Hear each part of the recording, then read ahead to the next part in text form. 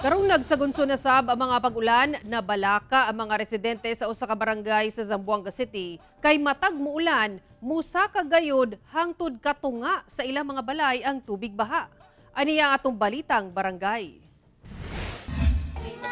Way puas na ang pagpangandam sa mga residente sa Sitio Daap, Barangay Sanggali sa Zamboanga City karon ting-ulan kay sigurado gayud kuno nga bahaon ang ilang lugar. Niadtong bulan sa Mayo, tulo ka adlaw una mihubas ang tubig baha, hinungdan nga mihiklin ang mga residente. Ang mga lumulupyo diri sa Sitio Daap, Barangay Sanggali, todo pangandam na jud sila para sa posibleng pagbaha. Uga kasagaran ang tubig baha moabot jud diri katunga sa balay nila.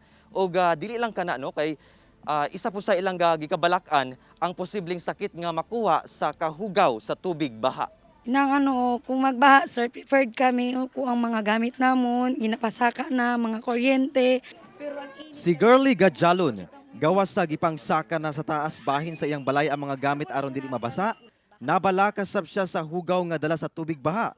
Kini human namatay ang iyang 10 anyos nga anak nga lalaki tungod sa meningitis.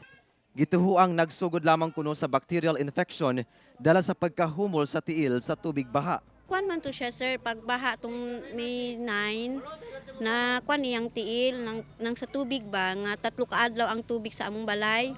Nya sige tapag-tapag kay may butas, nagkuan iyang tiil na pilas ba.